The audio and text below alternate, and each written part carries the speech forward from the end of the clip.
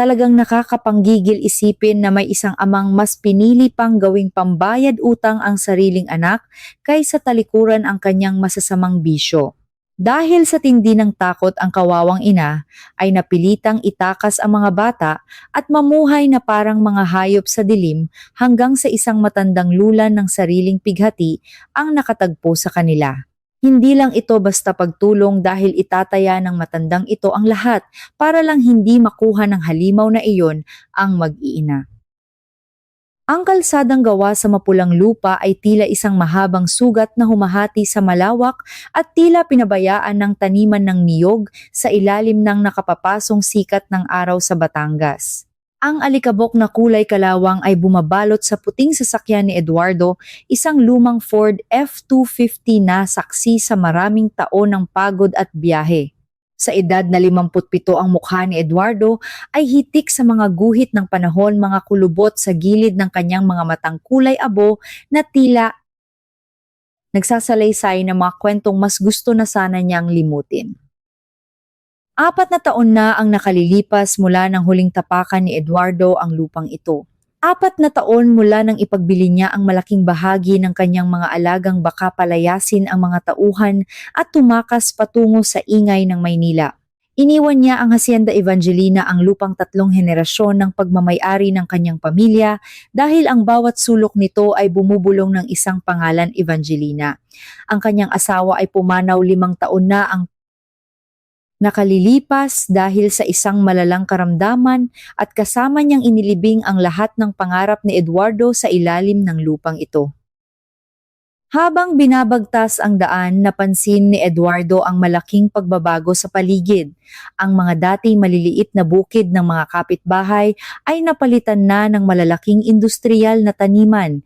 Ang lumang tindahan ni Mang Jose na dating tagpuan ng mga magsasaka tuwing linggo ay isa na ngayong modernong gasolinahan. Ang lahat ay tila mabilis na nagbabago maliban sa bigat na nararamdaman niya sa kanyang dibdib. Nang makarating siya sa harap ng malaking tarangkahang bakal na ipinagawa pa noon ni Evangelina, isang matinding kirot ang humaplos sa kanyang puso.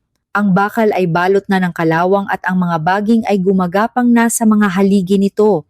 Itinigil ni Eduardo ang sasakyan, bumaba at itinulak ang gate ng may buong lakas.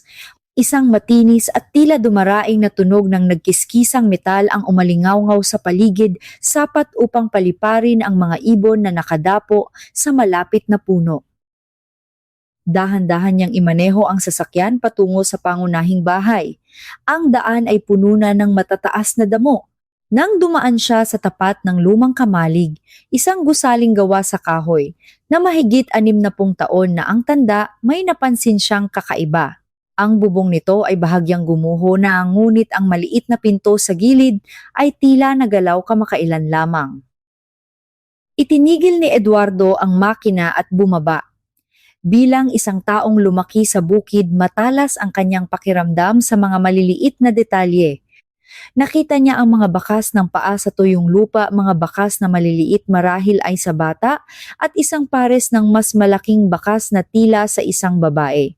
May amoy din ng usok ng kahoy na nagmumula sa loob, isang senyales na may gumamit ng apoy doon kamakailan lamang.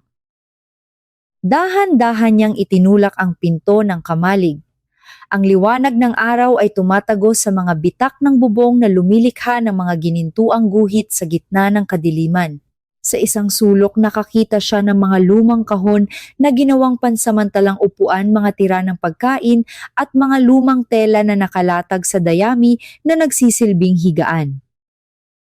Alam kong may tao riyan, wika ni Eduardo sa malalim at baritong boses. Lumabas na kayo. Hindi ko kayo sasaktan. Gusto ko lang makipag-usap. Katahimikan ang sumunod, tanging ang sipol ng hangin sa pagitan ng mga tabla ang naririnig. Ngunit pagkaraan ng ilang sandali, may napansin siyang paggalaw sa likod ng tumpok ng tuyong dayami. Isang batang babae ang dahan-dahang lumitaw. Marahil ay nasa 7 o 8 taong gulang ito, napakapayat, at ang madungis na mukha ay natatakpan ng magulong buhok. Ang kanyang malalaking mata ay puno ng takot at pag-aalinlangan. Huwag kang matakot, malambot na sabi ni Eduardo habang dahan-dahang lumuluhod upang hindi magmukhang banta sa bata. Ako si Eduardo, sa akin ang lugar na ito. Nag-iisa ka lang ba? Bago pa makasagot ang bata, narinig ni Eduardo ang mabilis na yabag ng mga paa mula sa labas. Isang babae ang humahangos na pumasok, ang mukha ay balot ng matinding sindak at pagiging maprotekta. Ang babaeng ito ay tila nasa mahigit 30 taon na payat at may malalim na itim na bilog sa ilalim ng mga mata na tanda ng matinding pagod at kakulangan sa pagkain. Sa kanyang mga bisig ay karga niya ang isang mas maliit na batang lalaki, marahil ay 3 taong gulang pa lamang. Agad na humarang ang babae sa pagitan ni Eduardo at ng batang babae, ang kanyang mga bisig ay tila isang kalasag. Pakiusap paos na wika ng babae, ang boses ay nanginginig sa takot. Huwag ninyong tawagin ang mga pulis. Aalis na kami. Bigyan ninyo lang kami hanggang bukas. Wala kaming kinuha o sinira, sumusumpa ako.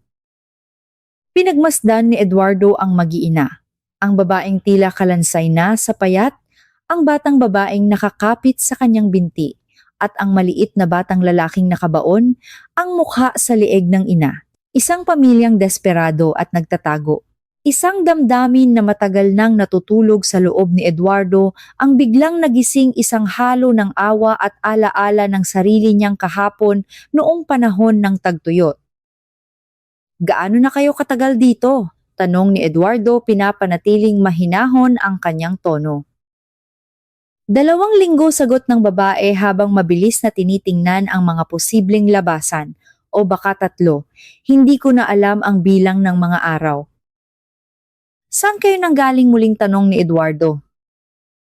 Hindi sumagot ang babae, sa halip ay mas hinigpitan niya ang yakap sa kanyang mga anak. Ang katahimikan ay sapat na upang maunawaan ni Eduardo ang sitwasyon. Isang babaeng tumatakas kasama ang mga anak nagtatago sa isang abandonadong kamalig at takot na matagpuan.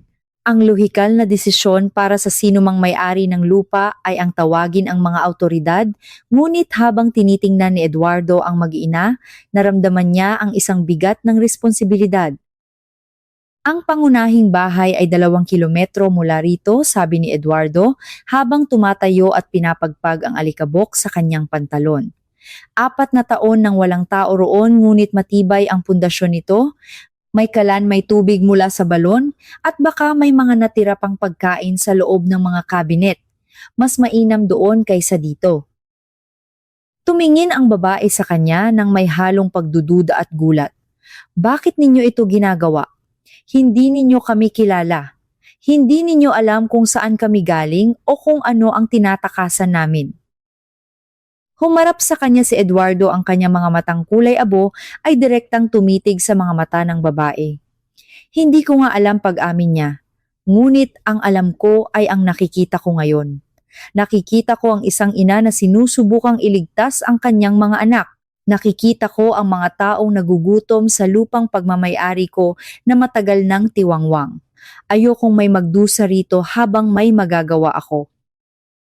Nanatiling nakatitig ang babae kay Eduardo, hinahanap kung may bakas ng kasinungalingan o panganib sa kanyang mukha.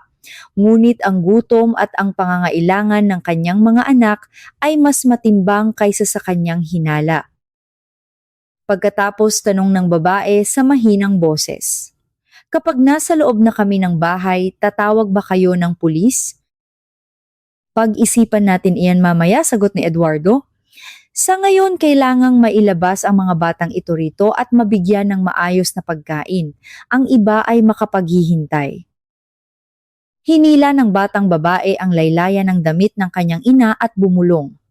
Nakita ni Eduardo ang paglambot ng ekspresyon ng babae.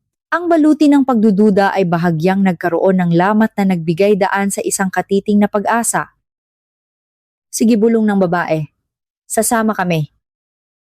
Habang naglalakad sila patungo sa sasakyan, naramdaman ni Eduardo ang isang kakaibang pakiramdam. Ang biyaheng ito na akala niya ay pagtatapos lamang ng isang kabanata ng kanyang buhay ay tila nagiging simula ng isang bagay na hindi niya inasahan. Sa loob ng sasakyan, nanatiling matigas ang katawan ng babae, karga ang kanyang anak na lalaki, habang ang batang babae ay nakasandal sa kanya. Anong pangalan mo? Tanong ni Eduardo habang dahan-dahang nagmamaneho. Nagkaroon ng maikling katahimikan bago sumagot ang babae. Bianca, ang mga anak ko ay sina Lia at Rio. Tumango si Eduardo. Hindi na siya nagtanong pa ng iba. Alam niyang may mahabang oras pa para sa mga kwento. Sa ngayon, ang pinakamahalaga ay ang makarating sa bahay na minsan ay naging puno ng pag-ibig at ngayon ay muling magbubukas ng pinto para sa mga estrangherong nangangailangan ng pagkalinga. Nang makita nila ang Hacienda Evangelina, ang puting bahay na may asul na mga bintana, tila muling huminto ang mundo para kay Eduardo. Ang bahay ay balot na ng mga tuyong dahon at ang mga pintura ay nagbabakbak na, ngunit nananatili itong nakatayo ng matatag naghihintay sa kanyang pagbabalik. Binuksan ni Eduardo ang pinto gamit ang susi na hindi niya kailanman nagawang itapon. Isang amoy ng lumang panahon at alikabok ang sumalubong sa kanila. Habang pumapasok sila, nakita ni Eduardo ang pamilyar na mga muebles na nakatakpan ng puting tela, tila mga multo ng nakaraan. Ngunit para kay Bianca at sa mga bata, ang bawat sulok ng bahay na ito ay tila isang luntian at ligtas na paraiso sa gitna ng kanilang magulong mundo. Sa kusina, nagsimulang maghanap si Eduardo ng mga pagkaing maaari pang mapakinabangan habang ang mag-iina ay nakatayo sa isang tabi, tila hindi pa rin makapaniwala sa biyayang natanggap nila sa araw na iyon. Dito sa gitna ng katahimikan ng hasyenda, nagsimulang mabuo ang isang hindi inaasahang ugnayan. Isang matandang lalaking balot ng pighati at isang pamilyang tumatakas mula sa panganib, apat na kaluluwang nagtagpo sa ilalim ng iisang bubong sa isang pagkakataong ibinigay ng tadhana. Ang bawat hakbang ni Eduardo sa loob ng kusina ay lumilikha ng mahinang ingay ng lumang kahoy, isang tunog na tila nagrereklamo sa biglang paggambala sa katahimikan ng bahay. Ang amoy ng mantsa at alikabok ay nanatiling makapal sa hangin, ngunit unti-unti itong nahahaluan ng isang bago at buhay na presensya. Sa likod niya nakatayo si Bianca habang mahigpit na hawak ang mga kamay ni Lia at Rio. Ang kanilang mga mata ay malalaki at puno ng paghanga, tila nakakita ng isang kastilyo sa gitna ng kagubatan sa halip na isang abandonadong mansyon. Binuksan ni Eduardo ang mga kabinet sa itaas. Isang makapal na sapot ng gagamba ang sumabit sa kanyang braso, ngunit hindi niya ito pinansin. Doon sa pinakalikod ng istante, natagpuan niya ang hinahanap, mga dilatang sardinas, isang selyadong lata ng biskwit at isang supot ng bigas na bagaman luma na ay tila ligtas pa ring kainin. May pagkain pa rito, bulong ni Eduardo, higit na para sa sarili kaysa sa iba. Kailangan lang nating painitin ang kalan. Lumapit si Bianca, ang kanyang mga galaw ay maingat at puno ng paggalang. Ako na ang bahala sa pagluluto, senyor. Marunong akong gumamit ng kalang deuling o dekahoy. Gusto kong tumulong. Tiningnan ni Eduardo ang mga kamay ni Bianca, marumi, may mga kalyo at nanginginig ng bahagya. Nakita niya sa mga matang iyon ang isang uri ng dangal na hindi kayang burahin ng kahirapan. Tumango siya at ipinakita ang malaking kalan na gawa sa bakal sa sulok ng kusina. May tuyong kahoy sa likod ng bahay. Kukunin ko muna, wika ni Eduardo. Lia, Rio, gusto ninyo bang sumama sa akin? Tutulungan ninyo akong pumili ng maliliit na sanga para mabilis magliyab ang apoy. Ang dalawang bata ay tumingin muna sa kanilang ina. Nang tumango si Bianca nang may maliit na ngiti, ang takot sa mga mata ni Lia at Rio ay unti-unting napalitan ng kuryosidad. Sumunod sila kay Eduardo palabas ng pinto, ang kanilang mga maliliit na paa ay maingat na tumatapakan sa mga tuyong dahon na naglalabas ng tunog ng paglutong sa bawat hakbang. Sa likod ng bahay, habang namumulot sila ng kahoy, napansin ni Eduardo kung gaano kapayat ang mga bata. Ang kanilang mga damit ay punit-punit na at tila hindi na kasya sa kanila. Isang matinding kurot sa puso ang naramdaman ni Eduardo. Sa loob ng maraming taon, ang tanging inaalala niya ay ang sarili niyang pighati, ngunit sa harap ng mga batang ito, tila nagising ang isang bahagi ng kanyang pagkatao na matagal nang kinalawang. Nang muling makapasok sa kusina, nagsimula ang ingay ng paghahanda. Ang tunog ng pagbuhos ng bigas sa kaldero at ang marahang paghugas ng tubig ay tila isang musika sa pandinig ni Eduardo. Inayos niya ang mga kahoy sa loob ng kalan at nagsindi ng isang piraso ng papel. Hindi nagtagal, ang tunog ng paglagutok ng nasusunog na kahoy ay nagsimulang duminig at ang init ng apoy ay nagsimulang lumaban sa lamig ng bahay. Isang manipis na usok ang pumaitaas patungo sa chimenea, isang senyales ng buhay na matagal nang hindi nakikita sa Hacienda Evangelina. Habang nagluluto si Bianca, naghanap si Eduardo ng mga plato. Natagpuan niya ang isang lumang set ng porselana na may disenyo ng asul na mga bulaklak, ang paboritong plato ni Evangelina. Pinunasan niya ang alikabok sa mga ito gamit ang isang malinis na basahan. Sa bawat pagpunas, tila hinahaplos din niya ang mga alaala ng kanyang asawa. Nang maihanda ang pagkain, isang simpleng lugaw na may sardinas at kaunting asin, naupo silang apat sa paligid ng malaking mesang kahoy. Ang ilaw mula sa isang gaserang natagpuan ni Eduardo ay nagbibigay ng isang madilaw at mainit na liwanag sa kanilang mga mukha. Bago magsimulang kumain, nakita ni Eduardo na yumuko si Bianca at ang mga bata. Pinagdaop nila ang kanilang mga palad at bumulong ng isang maikling dasal ng pasasalamat. Napatigil si Eduardo. Matagal na siyang hindi nagdarasal. Para sa kanya, ang Diyos ay tila isang estrangherong kumuha sa kanyang asawa. Ngunit nang makita niya ang katapatan sa mukha ni Bianca, isang kakaibang kapayapaan ang dumaloy sa kanyang mga ugat. "Kain na kayo," paanyaya ni Eduardo. Ang bilis ng pagkain ng mga bata ay sapat na upang malaman kung gaano sila katagal na nagtiis ng gutom.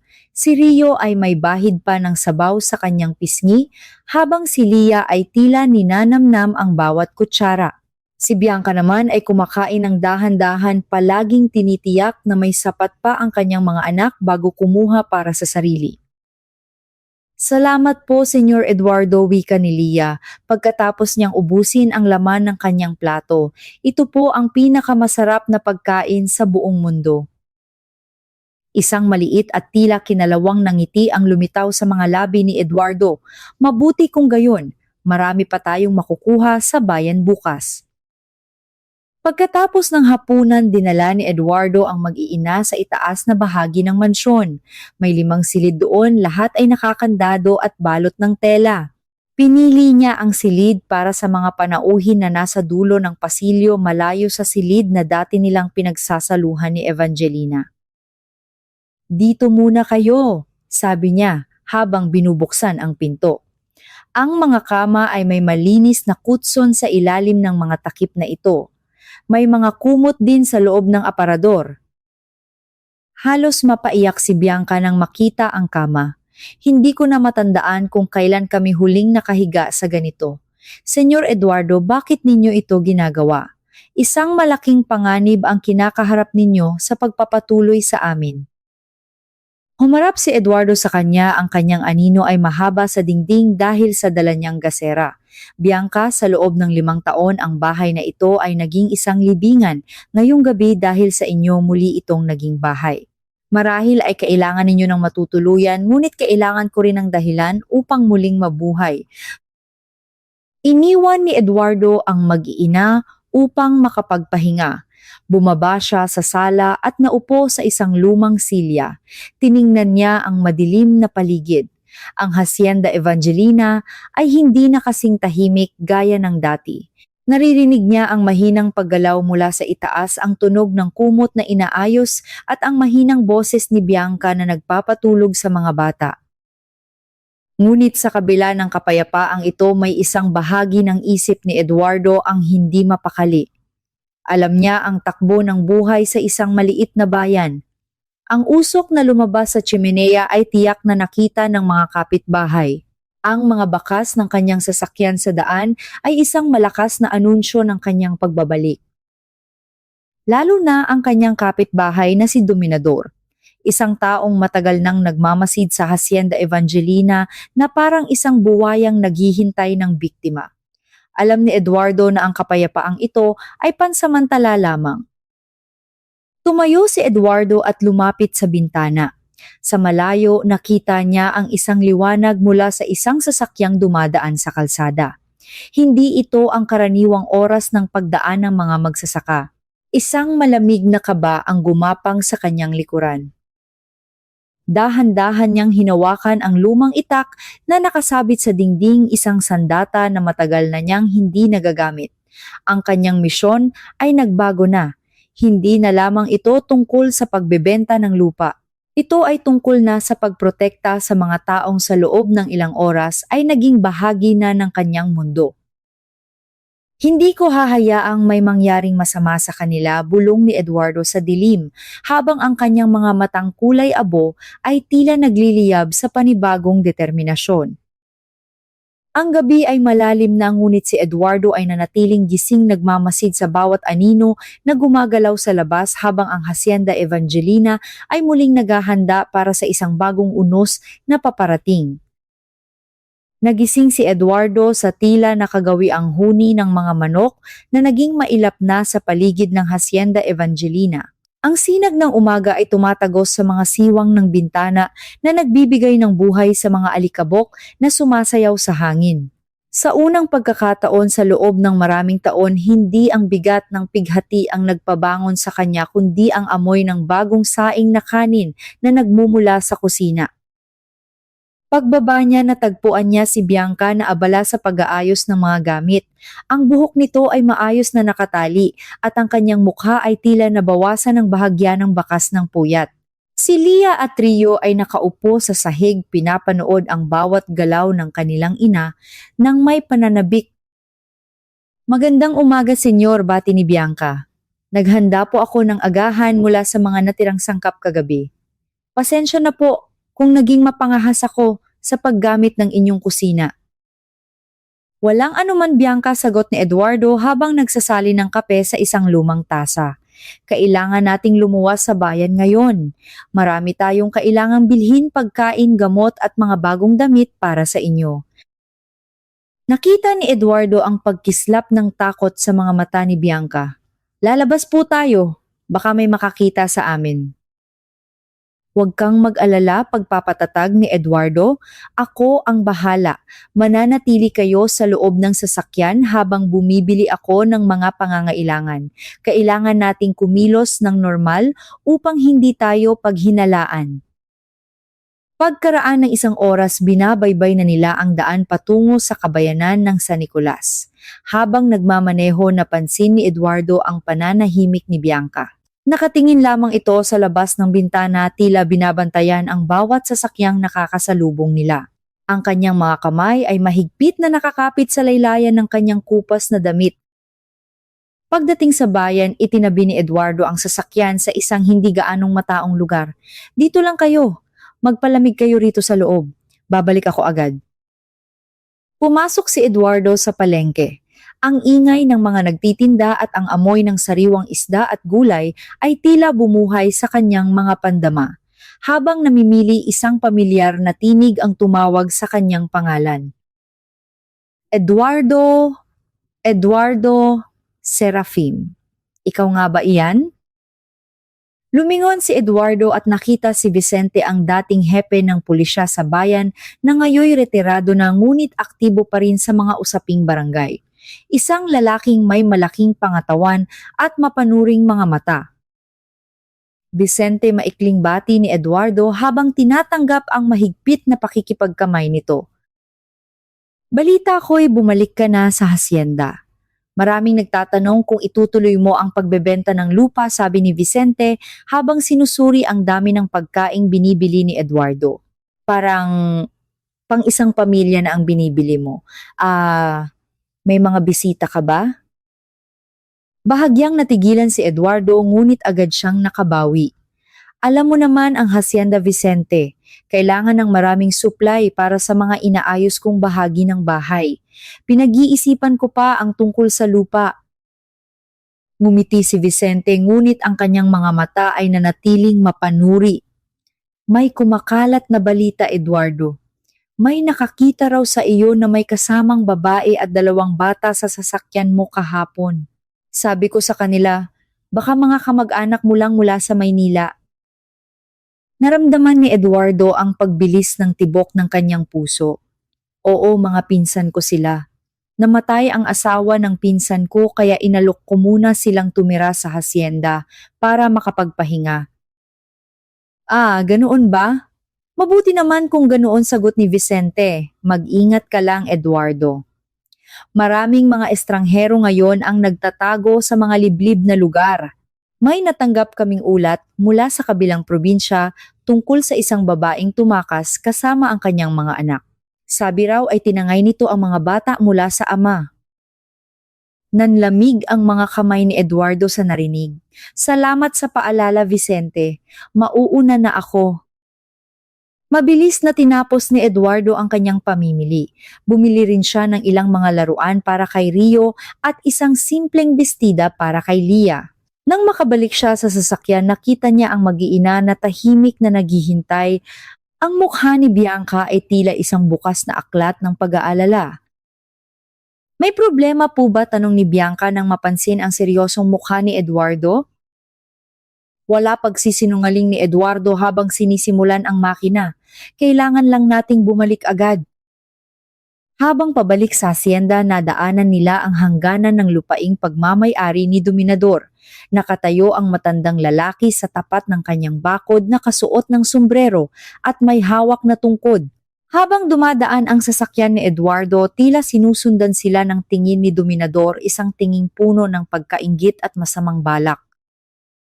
Nang makarating sa hasyenda, agad nilang ibinaba ang mga suplay. Ang mga mata ni Lia ay nagningning nang makita ang bagong bestida. Isang simpleng damit na kulay rosas na may maliliit na bulaklak. Si Rio naman ay agad na nilaro ang maliit na sasakyang gawa sa plastik. Nang gabing iyon, matapos mapatulog ang mga bata, naupo si Eduardo at Bianca sa beranda. Ang kadiliman ng gabi ay nababalot ng tunog ng mga kuliglig. Nakausap ko ang isang dating pulis kanina, pagsisimula ni Eduardo. Hinahanap kayo, Bianca. May ulat na nakarating sa kanila. Nabitawan ni Bianca ang basong hawak niya bagaman hindi ito nabasag sa sahig na kahoy. Ang kanyang buong katawan ay nanginginig. Nahanap na niya kami. Sabi ko na nga ba, hindi siya titigil hanggat hindi niya kami nakukuha. Sino siya, Bianca? Tanong ni Eduardo nang may awtoridad. Kailangan kong malaman ang buong katotohanan kung gusto mong protektahan ko kayo. Huminga ng malalim si Bianca, ang mga luha ay nagsimulang pumatak sa kanyang mga pisngi. Si Roberto, ang asawa ko, isang makapangyarihang tao sa aming bayan sa Quezon. Hindi lang siya marahas, senyor. Siya ay isang taong may madidilim na koneksyon. Noong nalaman kong balak niyang ibenta si Lia upang bayaran ang kanyang mga utang sa pagsusugal, wala na akong ibang naisip kundi ang tumakas. Naramdaman ni Eduardo ang isang matinding galit na nagmumula sa kanyang kaibuturan. Ang ideya ng isang amang nagbebenta ng sariling anak ay isang bagay na hindi niya matanggap. Huwag kang matakot, Bianca, wika ni Eduardo. Ang kanyang boses ay matatag gaya ng mga punong niyog sa paligid. Hindi ko hahayaang makuha niya kayo.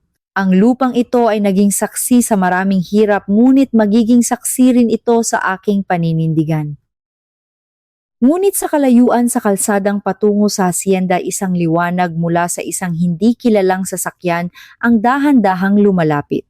Ang kapayapaan ng gabi ay tila isang ilusyon lamang at si Eduardo ay alam na ang tunay na laban ay magsisimula na. Dahan-dahan niyang hinawakan ang kamay ni Bianca upang pakalmahin ito.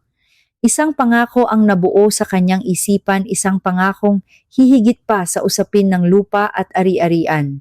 Ito ay isang pangako ng buhay para sa buhay. Ang init ng tanghali sa Batangas ay tila isang mabigat na kumot na dumadagan sa balat ni Eduardo habang pinupunasan niya ang pawis sa kanyang noo. Hawak niya ang isang lumang martilyo, sinusubukang ayusin ang mga natuklap na tabla sa beranda ng Hacienda Evangelina.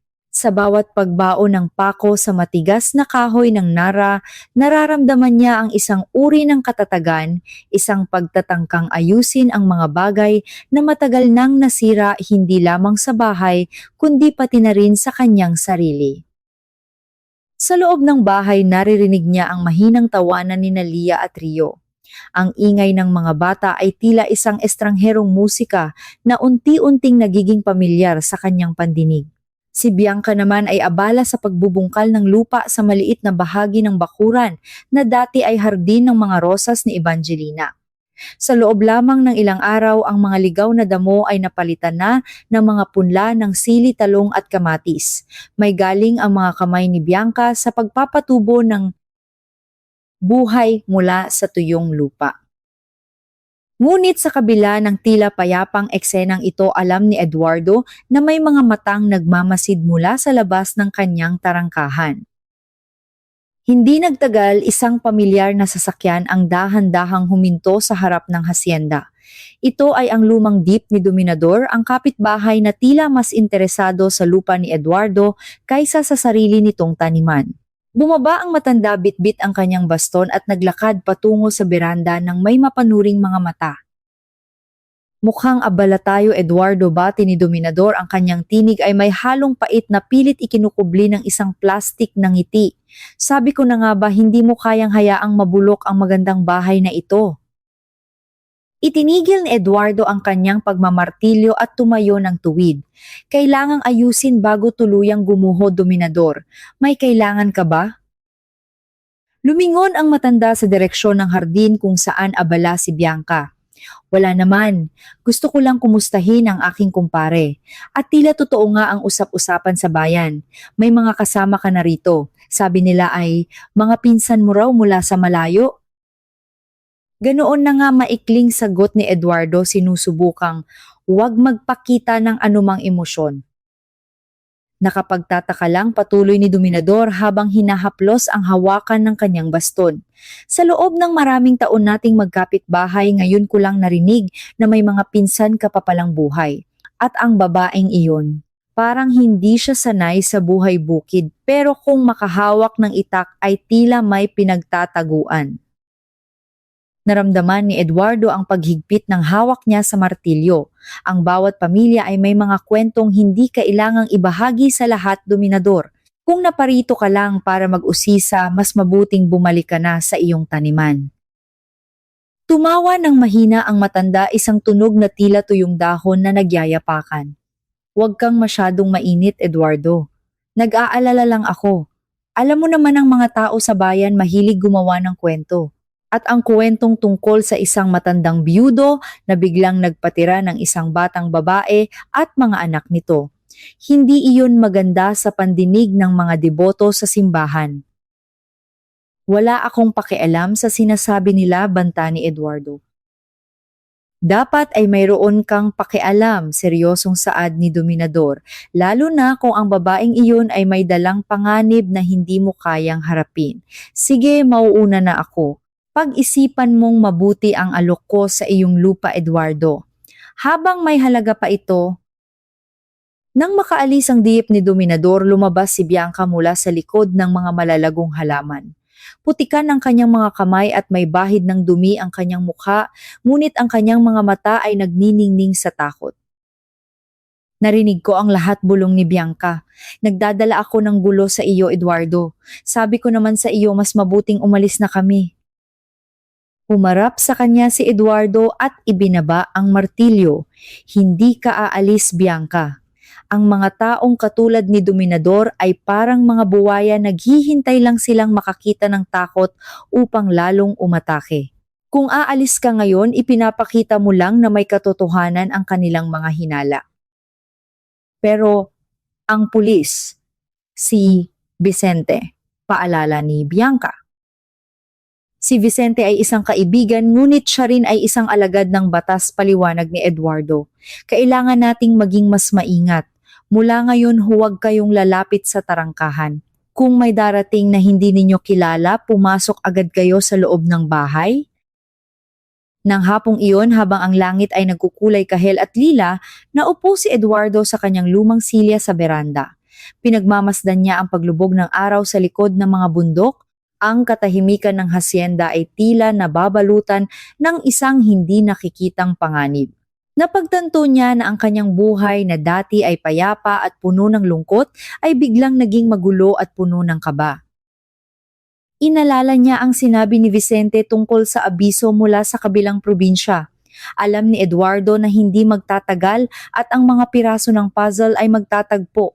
Ang katotohanan ay tila isang baha na dahan-dahang umaapaw at wala siyang sapat na buhangin upang pigilan ito. Tiningnan niya ang loob ng bahay. Nakita niya si Bianca na nagpapatulog kay Rio habang si Lia ay nagbabasa ng isang lumang libro na pagmamay-ari pa ni Evangelina. Sa sandaling iyon, naramdaman ni Eduardo na ang bawat sakripisyo at bawat panganib ay may katuturan. Hindi na lamang ito tungkol sa pagtulong. Ito ay tungkol sa pagbawi ng isang bahagi ng kanyang kaluluwa na matagal nang nawala. Ngunit ang gabi ay nagdala ng panibagong pangamba. Isang motorsiklo ang dumaan sa harap ng asyenda, hindi ito huminto, ngunit dahan-dahan itong nagpatakbo, tila may hinahanap o tinitiyak. Ang liwanag ng headlight nito ay tumama sa bintana ng silid ni Bianca bago ito tuluyang lumayo. Humawak si Eduardo sa hawakan ng kanyang silya. Ang kanyang mga kamay na dati ay para lamang sa pagsasaka ay handa nang kumapit sa anumang bagay upang ipagtanggol ang kanyang bagong pamilya. Alam niyang ang hiya o ang dangal sa harap ng komunidad ay isang malakas na sandata sa Pilipinas at gagamitin ito ng kanyang mga kaaway upang sirain siya. Ang trahedya ng pagiging mabuti ay madalas na nagsisimula sa isang simpleng pagbukas ng pinto. Sa mundong ito, ang bawat piraso ng tinapay na ibinibigay mo sa nagugutom ay may katumbas na hinala mula sa mga busog. Napagtanto ni Eduardo na ang katahimikang binayaran niya ng 4 na taong pag-iisa ay tuluyan ng naglaho. May mabigat na presyo ang pagyakap sa mga estranghero.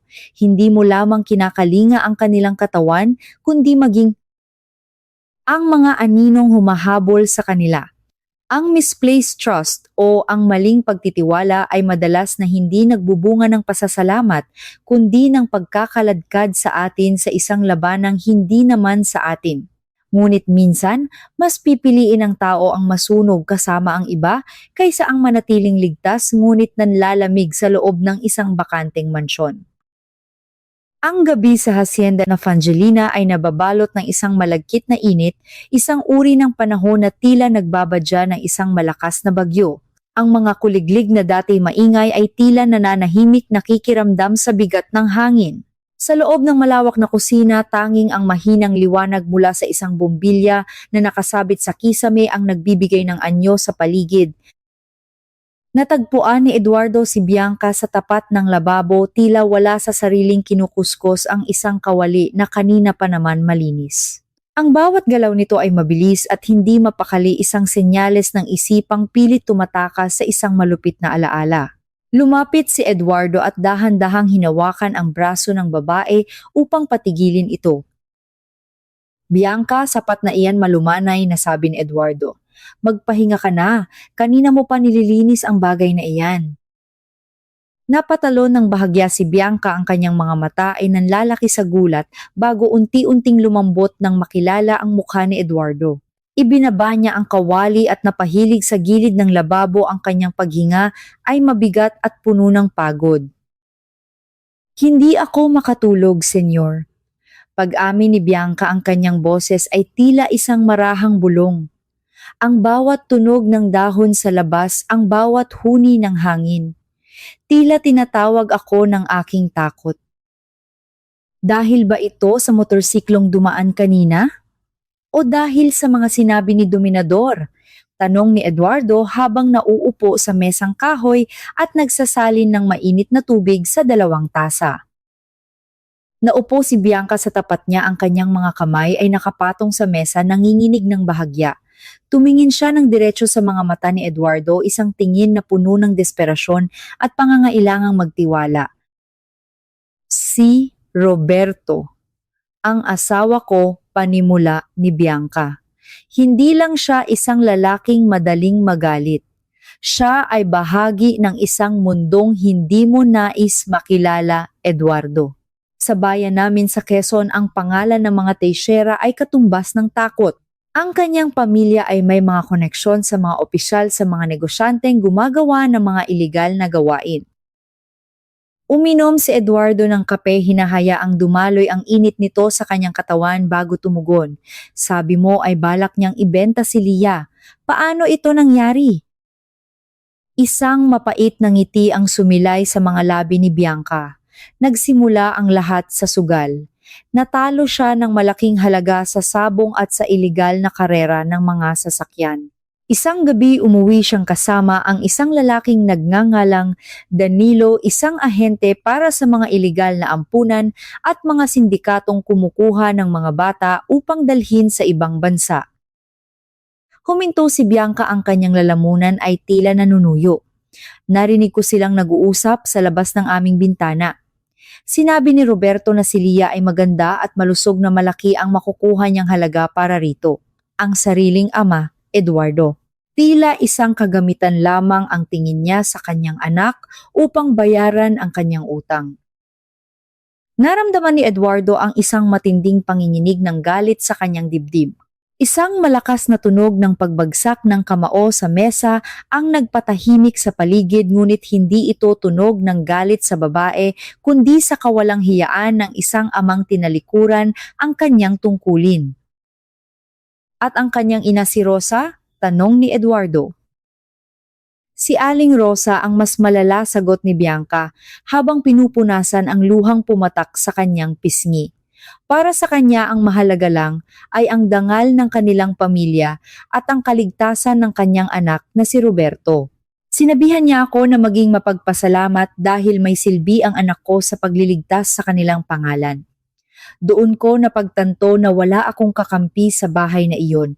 Kaya noong gabing iyon kinuha ko ang mga bata at tumakas ako ng walang bitbit, kundi ang takot sa aking puso.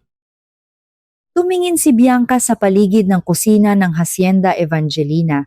Naglakad kami sa gitna ng gabi, sumakay sa mga truck ng gulay na tulog sa ilalim ng mga tulay hanggang sa makita namin ang iyong kamalig.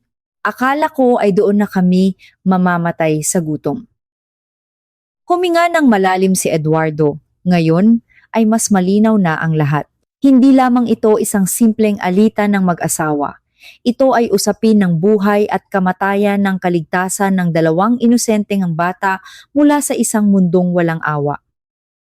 Bianca, tawag ni Eduardo, ang kanyang boses ay puno ng determinasyon. Sa Pilipinas may tinatawag tayong utang na loob. Marahil ay iniisip mo na malaki ang utang na loob mo sa akin dahil pinatuloy ko kayo rito. Ngunit ang totoo, ako ang may utang na loob sa inyo. Nagtaka si Bianca. Bakit po, senyor? Dahil bago kayo dumating ang buhay ko ay tila isang tuyong balon, pag-amin ni Eduardo. Ang hacienda na ito ay puno ng mga alaala ni Evangelina, ngunit ito ay mga alaalang tila sumasakal sa akin. Sa pagdating ninyo muli kong naramdaman na may silbi ang aking mga kamay, na may dahilan ang bawat pagising ko sa umaga, ang protektahan kayo. Iyan ang naging misyon ko ngayon. Ngunit si Roberto, hindi siya titigil, babala ni Bianca. May mga tauhan siya, Eduardo. May pera siya upang hanapin kami. Hayaan mo siyang sumubok, hamon ni Eduardo habang tumatayo. Hindi siya pamilyar sa lupang ito.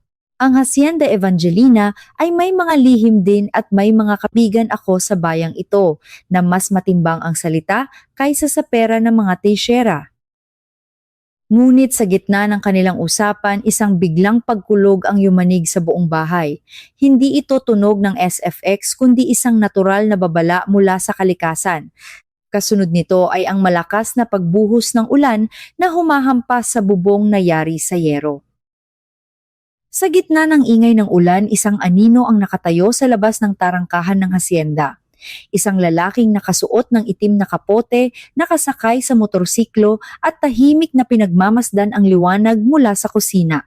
Kinuha nito ang kanyang telepono at may tinawagan.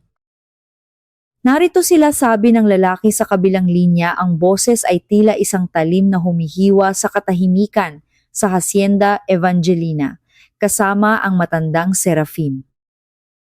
Sa loob ng bahay, hindi alam ni Eduardo na ang kanyang mga kaaway ay mas malapit na kaysa sa kanyang inaasahan. Ang panganib ay hindi na lamang isang maugong na bulong sa bayan. Ito ay isang aninong handa ng manakmal sa gitna ng bagyo. Dahan-dahang kinuha ni Eduardo ang kanyang itak at inilagay ito sa tabi ng pinto. Tumingin siya kay Bianca na ngayon ay bahagyang kumakalma na. Matulog ka na, Bianca. Bantay ako rito sa baba. Walang sino mang makakapasok sa bahay na ito nang hindi dumadaan sa akin. Ang gabi ay nagpatuloy sa ilalim ng hagupit ng ulan, isang gabi kung saan ang mga lihim ay naibunyag, ngunit ang tunay na unos ay nagsisimula pa lamang magtipon ng lakas. Ang umaga matapos ang malakas na bagyo ay nagdala ng isang mapanlinlang na katahimikan sa Hacienda Evangelina. Ang mga dahon ng niyog ay tila kumikinang pa dahil sa mga natitirang patak ng ulan, ngunit para kay Eduardo ang sariwang hangin ay tila may dalang amoy ng panganib. Habang tinitingnan niya ang kanyang lupain mula sa beranda, nakita niya ang isang makintab na sasakyang pilak na dahan-dahang umaakyat sa kalsadang kulay kalawang. Itinigil ng sasakyan ang makina sa harap mismo ng kanyang tarangkahan. Bumaba si Dominador, ngunit sa pagkakataong ito ay may kasama siyang isang lalaking nakasuot ng maayos na polo at may bitbit na itim na folder. Ang bawat hakbang ng dalawang lalaki patungo sa bahay ay tila isang mabigat na banta na humahati sa katahimikan. Eduardo, bati ni Dominador, ang kanyang boses ay masigla ngunit may halong panunuya. Ito si Attorney Castro. May mga mahahalagang papel siyang nais ipakita sa iyo. Hindi nag-atubili si Eduardo. Sinalubong niya ang dalawa sa gitna ng hagdanan, hindi hinahayaang makatapak ang mga ito sa loob ng kanyang bahay. Anong kailangan ninyo? Sinabi ko na sa iyo, Dominador, hindi ko ibebenta ang hacienda.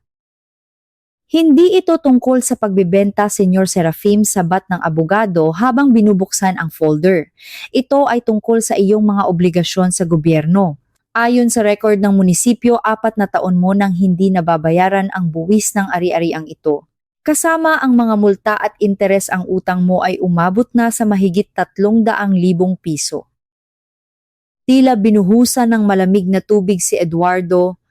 Alam niyang napabayaan niya ang mga papel noong nasa Maynila siya, ngunit hindi niya akalain na ganito na kalaki ang halaga. At dahil dito, pagpapatuloy ni Dominador, habang lumalapit, maaring ma-foreclose ang hacienda sa loob ng 30 araw. Ang gobyerno ang kukuha ng lupa mo, Eduardo. Mawawalan ka ng lahat at wala kang makukuha kahit isang duling na sentimos. Ngunit muling nagsalita ang abogado, narito ang aking kliyente upang mag-alok ng solusyon. Bibilhin ni G. Dominador ang hacienda sa halagang 350,000 piso. Babayaran niya ang iyong utang sa buwis at may matitira pa sa iyong 50,000 para makapagsimula ka sa ibang lugar. Isang malakas na tawa ng pangungutya ang kumawala sa bibig ni Eduardo. 50,000 para sa lupang ito na 3 henerasyon ng pag-aari ng pamilya ko, Dominador. Alam nating dalawa na mas mataas ang halaga nito. Ginagamit mo ang mga koneksyon mo sa munisipyo para gipitin ako. Nanatiling malamig ang titig ni Dominador. Piliin mo, Eduardo. 50,000 o wala, at huwag mong kalimutan, alam ng buong bayan na may itinatago kang mga estranghero rito. Ang pagkupkop sa isang taong tumatakas sa batas ay may kaukulang parusa. Huwag mong hayaang ang kabutihan ng loob mo ang maging dahilan ng iyong pagkakakulong. Umalis na kayo rito, utos ni Eduardo. Ang kanyang boses ay nanginginig sa matinding galit. Ngayon din, may 3 araw ka para mag-isip, sabi ni Dominador, bago tumalikod. Pagkatapos niyon, huli na ang lahat. Nang makaalis ang sasakyan, pumasok si Eduardo sa loob at natagpuan si Bianca na nakatayo sa likod ng pinto, putlang-putla at nanginginig ang mga kamay. Narinig nito ang lahat. Eduardo, dahil sa amin ay mawawala ang hacienda sa iyo, bulong ni Bianca, habang ang mga luha ay nagsisimulang pumatak. Ibigay mo na sa kanya ang lupa, kunin mo ang pera at iligtas mo ang sarili mo. Hindi ko mapapatawad ang sarili ko kung maghihirap ka dahil sa amin. Hinawakan ni Eduardo ang mga balikat ni Bianca. Hindi, Bianca. Hindi lang ito tungkol sa inyo. Ito ay tungkol sa dangal ko at sa alaala ni Evangelina. Hindi ko hahayaang manalo ang isang buwayang katulad ni Dominador. Ngunit sa gitna ng kanilang pag-uusap, isang mas malakas na kaba ang naramdaman ni Eduardo. Sa labas sa may dulo ng kalsada, isang itim na van ang dahan-dahang huminto. Hindi ito ang sasakyan ni Dominador. Mula rito ay bumaba ang dalawang lalaking hindi taga roon, mga lalaking may matitigas na mukha at tila may hinahanap. Agad na hinila ni Eduardo si Bianca palayo sa bintana. Pumasok kayo sa kwarto. Ngayon din. Huwag kayong maglalabas kahit anong mangyari. Kinuha ni Eduardo ang kanyang itak na nakasabit sa dingding. Ramdam niya ang bawat tibok ng kanyang puso na tila isang tambol na nagbababala ng digmaan. Ang legal na pananakot ni Dominador ay simula pa lamang. Ang mga anino mula sa Quezon ay tuluyan ng nakarating sa kanyang pintuan. Isang malakas na kalabog ang narinig sa pintuang bakal sa labas. Hindi ito ang magalang na katok ng isang kapitbahay, kundi ang marahas na paghampas ng mga taong walang balak makipag-usap ng maayos. Eduardo Serafim, sigaw ng isang boses mula sa labas. Alam naming nasaan ang asawa ng kapatid ko. Ilabas mo siya kung ayaw mong masunog ang buong hasyenda na ito. Napangtanto ni Eduardo na ang oras ng pagtatago ay tapos na. Ang gulo na pilit niyang iniiwasan ay narito na handang lumamon sa lahat ng kanyang pinakamamahal. Ngunit sa halip na matakot, naramdaman ni Eduardo ang isang uri ng bagsik na matagal na niyang hindi nararamdaman. Ang Hacienda Evangelina ay hindi lamang isang lupain. Ito ang kanyang kuta at handa siyang dumanak ang dugo upang ipagtanggol ang mga taong nagbigay muli sa kanya ng dahilan upang mabuhay. Ang kabanata ay nagtapos sa anino ni Eduardo na nakatayo sa likod ng pinto, hawak ang kanyang itak habang ang mga kalabog sa labas ay lalong lumalakas at ang sigaw ng mga lalaki ay tila isang hudyat ng nalalapit na trahedya. Ang sikat ng araw ay tila naging maputla sa tindi ng tensyong bumabalot sa harap ng Hacienda Evangelina. Ang gate na bakal na dati simbolo ng katahimikan ni Eduardo ay kinalabog ng may gahasang tila nais itong wasakin. Mula sa loob ng bahay, naramdaman ni Eduardo ang panginginig ng mga kamay ni Bianca habang nakakapit ito sa kanyang braso. Nandyan na sila, bulong ni Bianca, ang kanyang boses ay tila isang tuyong dahon. Huminga ng malalim si Eduardo. Kinuha niya ang kanyang itak at isinukbit sa baywang bago dahan-dahang binuksan ang pinto ng beranda. Paglabas niya, bumungad ang isang itim na van at ang pamilyar na sasakyan ni Dominador na nakaparada sa gilid. 4 na tao ang bumaba. Isang lalaking may matigas na mukha at mga matang puno ng bagsik, si Roberto. Sa tabi nito ay isang matandang babaeng nakasuot ng mamahaling alahas, ngunit may mukhang tila isang tuyong lason ang kanyang ina, si Rosa. Kasama rin nila si Evandro, ang kapatid ni Roberto, at ang nakangising si Dominador. Eduardo Serafim, sigaw ni Roberto habang humahakbang patungo sa hagdanan. Ilabas mo ang asawa ko at ang aking mga anak. Huwag mong hintayin na ako ang pumasok dyan. Nanatiling nakatayo si Eduardo sa tuktok ng hagdanan, tila isang matibay na haligi ng Nara. Wala kang asawa rito, Roberto. Ang naririto ay isang babaeng tinangka mong sirain at 2 batang itinuring mong mga kagamitan lamang. Ang lakas ng loob mo, matanda! Muling sigaw ni Roberto. Ngunit bago pa siya makahakbang, muli bumukas ang pinto sa likod ni Eduardo. Lumabas si Bianca, karga si Rio habang si Lia ay nakakapit sa kanyang binti. Ang mukha ni Bianca ay putla, ngunit may isang uri ng liwanag sa kanyang mga mata na hindi pa nakikita ni Eduardo noon. Bianca, asik ni Rosa ang biyena nito. Anong uri ng kahihiyan ito? Sumama ka na sa amin bago pa kumalat ang balitang ito sa buong probinsya. Ang mga anak mo ay dugo ng mga Teixeira, hindi sila dapat nabubuhay sa isang mabahong bukid na katulad nito. Dugo ninyo, sagot ni Bianca. Ang boses ay nanginginig ngunit matatag. Ang dugong sinasabi ninyo ay ang dugong handang itapon ni Roberto para sa sugal. Hindi ninyo pamilya ang mga anak ko. Sila ay buhay na nilalang, hindi mga pambayad utang. Walang hiyang babae, sigaw ni Rosa habang sinusubukang lumapit. Matapos ka naming kupkupin, ganito ang isasagot mo sa amin. Biglang kumilos si Roberto. Buong bilis siyang umakyat sa hagdanan at sinubukang abutin ang braso ni Bianca. Akin na ang mga bata. Isang malakas at mabilis na tunog ng sampal ang umalingaw-ngaw sa buong paligid.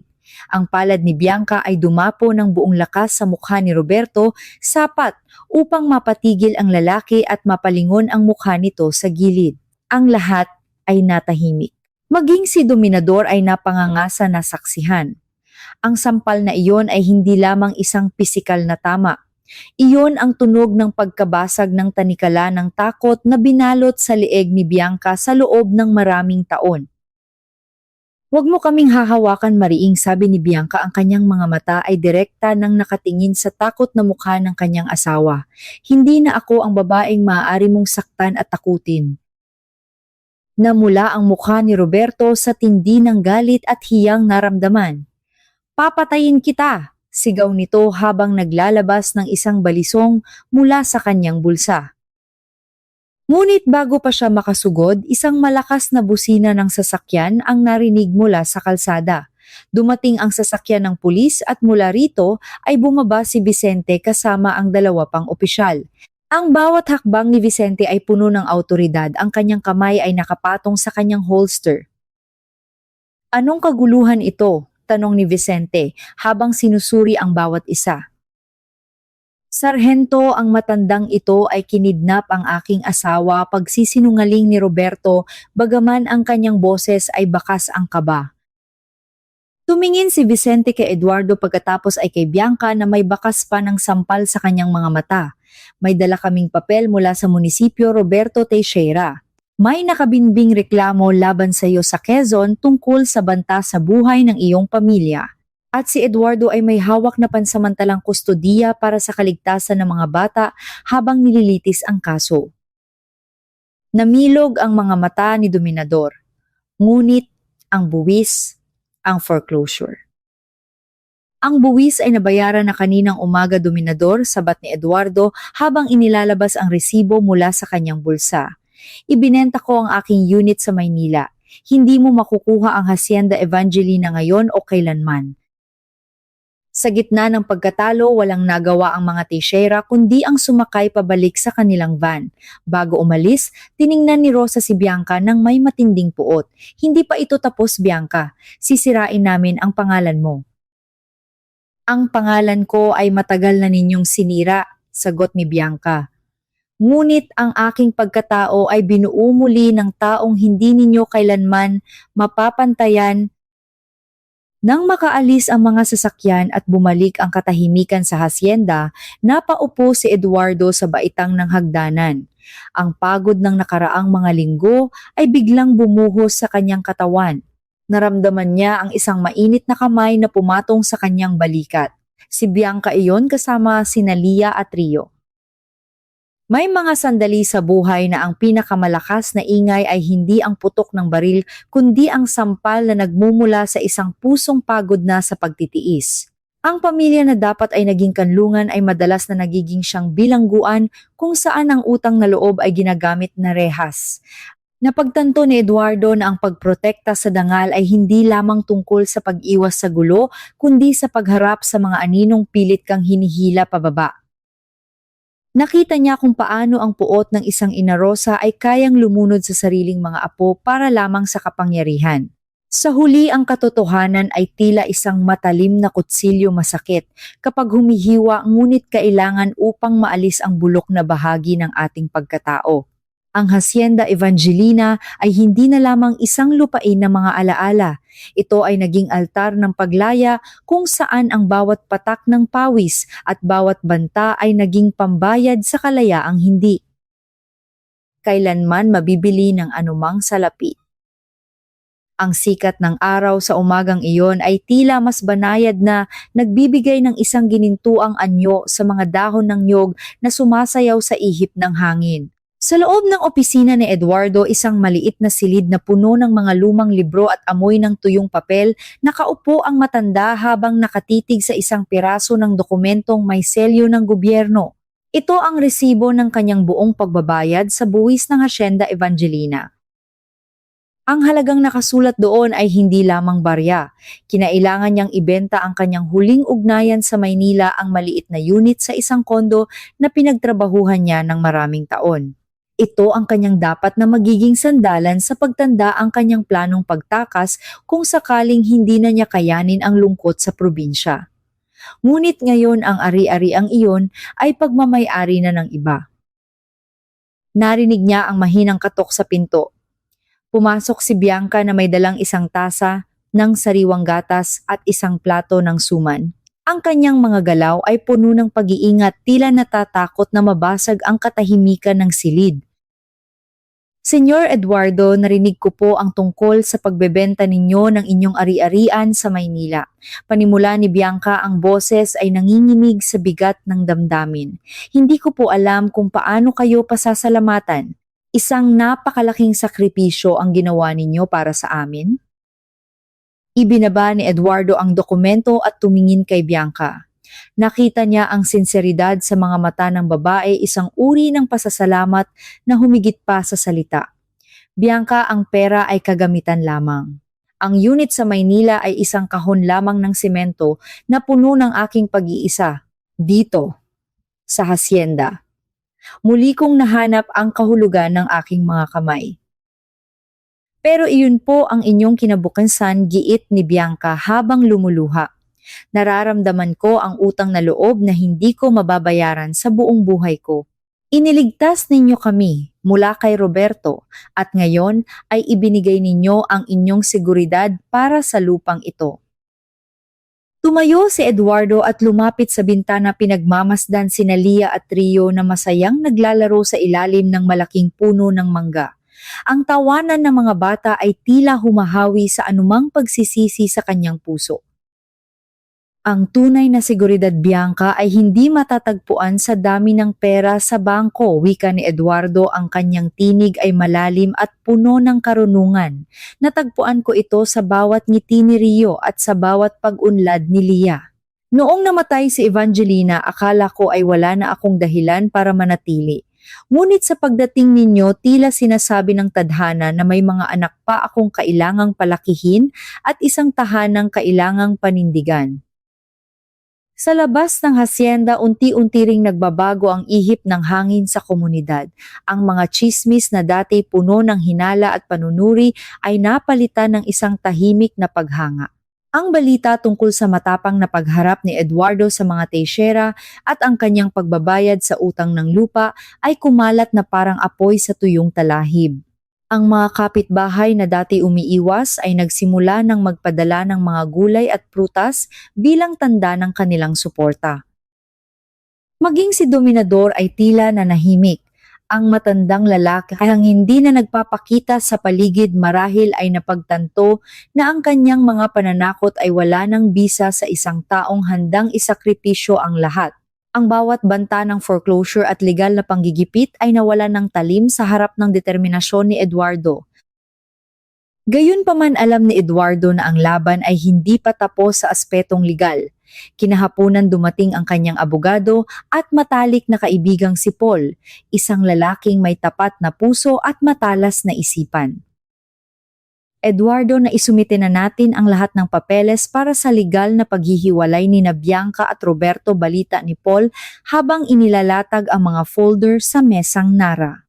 Dahil sa mga ebidensya ng pagmamalupit at ang tangkang pagbebenta sa bata, malakas ang ating laban para sa permanenteng kustudiya. Ngunit kailangan natin ang bawat sentimo para sa prosesong ito. Huwag kang mag-alala, Paul, sagot ni Eduardo. Anumang halaga ay ilalabas ko. Ang mahalaga ay hindi na sila muling mabubuhay sa takot. Pag-alis ni Paul, lumabas si Eduardo sa beranda. Nilapitan niya sina Lia at Rio. Si Lia ay abala sa pagguhit sa isang piraso ng papel, habang si Rio ay sinusubukang habulin ang isang makulay na paru-paro. Lolo Eduardo, sigaw ni Rio nang makita siya. Ang salitang lolo ay tila isang mainit na haplos sa puso ni Eduardo. Hindi man niya ito tunay na apo sa dugo, naramdaman niya ang isang ugnayan na mas matibay pa sa anumang ugnayang biolohikal. Binuhat ni Eduardo ang bata at hinalikan sa noo. Rio, magmula ngayon, hinding-hindi ka na matatakot. Ang hasyenda na ito ang inyong kuta at ako ang inyong tagapagtanggol. Tumingin si Eduardo sa langit na dahan-dahang nagkukulay lila. Napagtanto niya na ang pagsasakripisyo ay hindi isang kabawasan, kundi isang pagdaragdag sa lawak ng kanyang pagkatao. Ang bawat pader na kanyang inayos, ang bawat utang na kanyang binayaran, ay naging mga hakbang patungo sa isang buhay na muling naging makulay. Ang Hacienda Evangelina ay hindi na lamang isang lupain ng mga patay. Ito ay naging isang buhay na monumento ng pag-ibig at katatagan. May mga sakripisyong hindi kayang sukatin ng kahit anong timbangan. Ang tunay na pagkawasak ay hindi ang pagkawala ng pera o ari-arian, kundi ang pagkawala ng kakayahang magmalasakit sa kapwa. Sa pagkakataong ito, ipinakita ni Eduardo na ang pagbitaw sa isang komportabling buhay sa lungsod ay maliit na presyo lamang kapalit ng kaligtasan ng mga inosenteng kaluluwa. Ang utang na loob ay madalas nating ituring na pabigat. Ngunit sa kwentong ito ang naging tulay upang ang isang matandang nawalan ng pag-asa ay muling makahanap ng pamilya. Ang sakripisyo ng isang ama ay hindi laging nagmumula sa dugo. Madalas ito ay nagmumula sa isang piniling pananagutan. Napagtanto ni Eduardo na ang bawat sugat ng nakaraan ay nagsisilbing pataba sa lupa ng kanyang kasalukuyan na nagbibigay daan sa isang pag-ibig na walang hinihinging kapalit, kundi ang makitang payapa ang mga taong kanyang piniling mahalin. Ang mga sumunod na linggo sa Hacienda Evangelina ay tila isang dahan-dahang paggising mula sa isang mahabang bangungot. Ang hangin ay hindi na kasing bigat ng dati at ang bawat pagsikat ng araw ay tila may dalang bagong pangako. Isang umaga habang si Eduardo ay abala sa pagpapakain ng mga bagong biling manok sa bakuran, natanaw niya ang sasakyan ni Attorney Paul na mabilis na bumabagtas sa kalsadang mapula. Hindi katulad ng mga nakaraang pagbisita na puno ng kaba ang bawat busina ni Paul, sa pagkakataong ito ay tila may himig ng tagumpay. Pagbaba ng abogado, isang malapad na ngiti ang sumalubong kay Eduardo. Magandang balita, Eduardo Bianca, sigaw ni Paul habang iwinawagayway ang isang asul na folder. Agad na lumabas si Bianca mula sa kusina, suot ang kanyang apron na may bahid ng harina. Lumapit din sina Lia at Rio na tila nakaramdam na may magandang nangyayari. Naupo silang lahat sa pamilyar na mesang nara sa beranda. Opisyal na Bianca, simula ni Paul habang inilalatag ang mga dokumento. Ang korte sa Quezon ay naglabas na ng permanenteng protection order. Hindi lamang iyan dahil sa mga testimonya ng mga kapitbahay ninyo doon at sa ebidensyang nakalap ng mga autoridad tungkol sa mga iligal na gawain ni Roberto, tuluyan na siyang kinasuhan ng human trafficking at illegal gambling. Napatakip ng bibig si Bianca, ang mga luha ng kagalakan ay hindi na napigilan. Ibig pong sabihin, hindi na niya kami magagambala. Higit pa riyan, pagpapatuloy ni Paul, si Roberto ay kasalukuyan ng nasa ilalim ng kustudiya ng mga pulis at ang kanyang ina, si Rosa, ay iniimbestigahan na rin dahil sa pakikipagsabwatan. Ang kustudiya ni Lia at Rio ay ibinigay na sa iyo ng buo at wala ng pasubali. Malaya na kayo, Bianca. Isang matagal na katahimikan ang namayani sa beranda.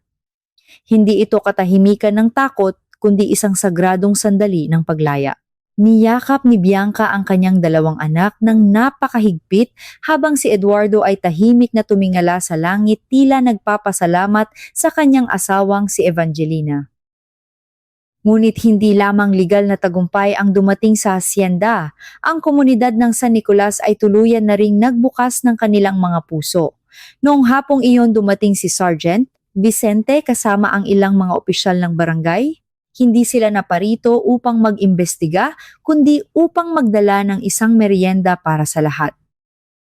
Eduardo, pasensya ka na kung naging mapanuri ako noong una, wika ni Vicente habang iniaabot ang isang malaking bilao ng pansit. Ginagawa ko lang ang aking tungkulin pero bilib ako sa paninindigan mo. Ang bayang ito ay kailangan ng mas maraming taong katulad mo, mga taong handang tumayo para sa tama. Nagkaroon ng isang maliit na salo-salo sa hasyenda. Ang tawanan ni Lia at Rio kasama ang ilang mga bata mula sa kapitbahay ay pumuno sa paligid. Ang mga bulong ng tsismis at hiya ay napalitan ng mga kwento ng pag-asa. Napagtanto ni Eduardo na ang Hacienda Evangelina ay hindi na lamang isang lupain ng mga alaala. Ito ay naging sentro ng isang bagong simula para sa marami. Nang gabi ring iyon, habang ang lahat ay natutulog na naglalakad si Eduardo sa mga pasilyo ng bahay, huminto siya sa harap ng malaking larawan ni Evangelina. Sa unang pagkakataon sa loob ng 5 taon, hindi nakirot ang naramdaman niya habang nakatingin sa mga mata ng asawa. Sa halip naramdaman niya ang isang maamong haplos, tila sinasabi sa kanya na tama ang kanyang ginawa. Tapos na ang pagtatago, Vangie, bulong ni Eduardo sa dilim. May buhay na ulit dito sa bahay natin. Lumabas siya sa beranda at natagpuan si Bianca na nakaupo roon, pinagmamasdan ang mga bituin. Ang babaeng dati tila isang anino ng takot ay isa na ngayong matatag na haligi ng tahanan. Hindi ko alam kung paano magsisimula muli, Eduardo, sabi ni Bianca nang hindi lumingon. Ngunit alam ko na ang bawat hakbang ko mula ngayon ay hindi na dahil sa takot, kundi dahil sa pagmamahal na ibinigay mo sa amin. Hindi mo kailangang magmadali, Bianca, sagot ni Eduardo habang tumatabi sa kanya. Ang hasyenda ay malawak. Marami tayong pwedeng itanim, marami tayong pwedeng itayo. Ang mahalaga ay narito tayo magkakasama. Sa gitna ng katahimikan ng gabi, isang plano ang nagsimulang mabuo sa isipan ni Eduardo. Isang plano na hihigit pa sa pagiging magkasama sa iisang bubong. Gusto niyang gawing formal ang lahat. Gusto niyang ang mga batang iyon ay hindi lamang tumira sa kanyang lupa, kundi maging bahagi ng kanyang pangalan. Habang ang liwanag ng buwan ay tumatama sa hasyenda, ang dilim na dating bumabalot sa bawat sulok nito ay tuluyan ng naglaho. Ang Hacienda Evangelina ay naging isang parola ng pag-asa, isang patunay na kahit sa pinakamadilim na bahagi ng ating buhay, palaging may liwanag na naghihintay na matuklasan basta't may isang taong handang magbukas ng pinto at manindigan. Ngunit bago ang lahat, may isang mahalagang hakbang pa na dapat gawin si Eduardo. Isang hakbang na magbubuklod sa kanila ng habambuhay. Tumingin siya kay Bianca at nakita ang isang kinabukasang hindi niya inakalang posible pa. Ang huling yugto ng kanilang paglalakbay ay nagsisimula na at sa pagkakataong ito wala nang anumang anino ang makakaharang sa kanilang landas. 1 taon ang mabiliro kong umipas mula nang ang Hacienda Evangelina ay halos mabaon sa utang at pananakot. Ngayon ang mansyong dati ay kulay abo at puno ng alikabok ay nagliliwanag na sa bagong pintura nitong puti at mga bintanang asul na tila sumasalamin sa kalangitan ng Batangas. Ang bakuran na dati puno ng ligaw na damo ay isa na ngayong masaganang taniman ng mga gulay at prutas na pinagmamalaki ni Bianca sa buong bayan ng San Nicolas. Ang umagang iyon ay espesyal. Ito ang 10 kaarawan ni Lia. Ang buong bahay ay abala.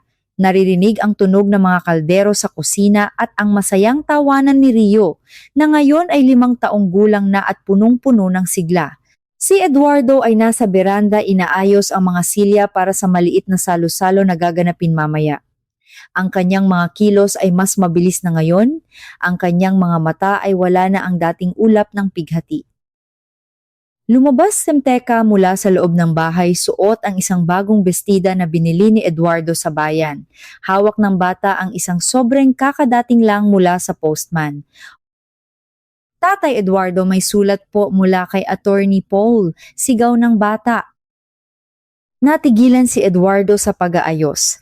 Ang salitang tatay ay hindi na bago sa kanyang pandinig, ngunit sa bawat pagkakataong naririnig niya ito, tila may isang bahagi ng kanyang puso ang muling nabubuo. Kinuha niya ang sobre at dahan-dahang binuksan ito. Sa loob ay ang mga dokumentong matagal na niyang hinihintay, ang opisyal na papeles ng adopsyon para kina Lia at Rio. Lumabas si Bianca mula sa kusina, may bahid pa ng harina sa kanyang pisngi. Nakita niya ang seryosong mukha ni Eduardo at ang mga papel na hawak nito. Eduardo, ano iyon? Tanong ni Bianca nang may halong kaba at pag-asa. Hindi agad nakapagsalita si Eduardo. Ipinakita niya ang dokumento kay Bianca. Nang mabasa ng babae ang nilalaman, napatakip siya ng bibig at ang mga luha ng kagalakan ay nagsimulang pumatak. Opisyal na Bianca, wika ni Eduardo, ang kanyang boses ay bahagyang nanginginig. Sila ay mga serafim na sa ilalim ng batas. Hindi na sila basta mga panauhin dito. Sila ay mga tunay ko ng anak. Niyakap ni Bianca si Eduardo ng napakahigpit. Salamat. Salamat sa pagbibigay sa amin ng isang pangalang maipagmamalaki namin. Iniligtas mo kami sa dilim, Eduardo. Tayo ang nagligtas sa isa't isa, Bianca. Sagot ni Eduardo habang hinahaplos ang buhok ng babae. Nang hapong iyon, ang hasyenda ay napuno ng mga kaibigan. Naroon si Sergeant Vicente, si Attorney Paul at maging ang mga kapitbahay na dati puro hinala lamang ang hatid. Ang pagtanggap ng komunidad ay naging buo, isang pagpapatunay na ang dangal ay hindi nasusukat sa nakaraan kundi sa katapatan ng kasalukuyan. Bago matapos ang gabi nang ang mga bisita ay nakaalis na at ang mga bata ay mahimbing nang natutulog, tumayo sina Eduardo at Bianca sa ilalim ng malaking puno ng mangga. Ang liwanag ng buwan ay nagbibigay ng isang mapayapang anyo sa buong hasyenda. Bianca, panimula ni Eduardo habang kinukuha ang isang maliit na kahon mula sa kanyang bulsa. Ang bahay na ito ay naging tahanan na nating lahat. Ang mga bata ay may pangalan na, ngunit gusto kong gawing mas ganap ang ating pamilya. Binuksan niya ang kahon at doon ay kuminang ang isang simpleng gintong singsing, isang singsing na bagaman bago ay sumisimbolo sa isang matandang pangako. Hindi ko maipapangako na magiging madali ang lahat, patuloy ni Eduardo. Ngunit maipapangako ko na habang ako ay humihinga, ikaw at ang mga bata ay hinding-hindi na muling mangangamba. Bianca, tatanggapin mo ba ang pangalang Serafim bilang aking asawa? Sa pagitan ng mga luha at ngiti, tumango si Bianca. Higit pa sa pangalan ang tinatanggap ko, Eduardo. Tinatanggap ko ang iyong puso, ang iyong pagkalinga at ang ating bagong simula. Nagpalitan sila ng isang matamis na halik sa ilalim ng mga bituin, isang selyo ng isang bagong kabanata. Ang Hacienda Evangelina ay hindi na lamang isang alaala ng nakaraan. Ito ay naging pundasyon ng isang kinabukasang puno ng pag-asa.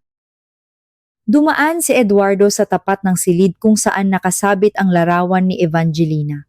Sa huling pagkakataon, tiningnan niya ang kanyang unang asawa. Ngumiti siya, hindi dahil nakalimot na siya, kundi dahil alam niyang masaya ito para sa kanya.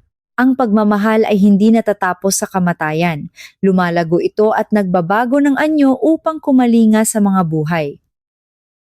Sa dulo ng bawat mahabang paglalakbay, napagtatanto natin na ang pinakamahalagang pag-aari natin ay hindi ang lupang ating tinatapakan, kundi ang mga taong kasama nating naglalakad dito. Ang Hacienda Evangelina ay nagsimula bilang isang libingan ng mga alaala, ngunit natapos bilang isang duyan ng bagong buhay. Ang bawat sugat na natamo ni Eduardo sa pagkawala ni Evangelina at ang bawat pasa ni Bianca mula sa kamay ni Roberto ay naging mga marka ng kanilang katatagan.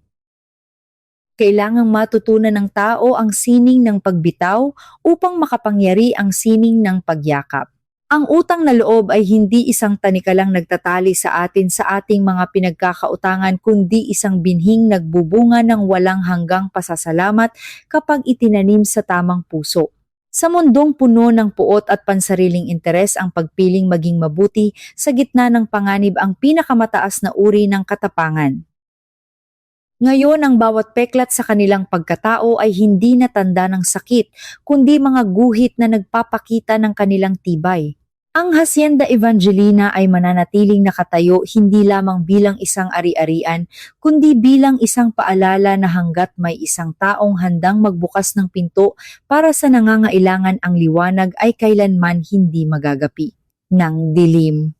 Ang kwento ni na Eduardo at Bianca ay kwento nating lahat, mga taong naghahanap ng kapatawaran, pagtanggap at isang lugar na tunay nating matatawag na tahanan.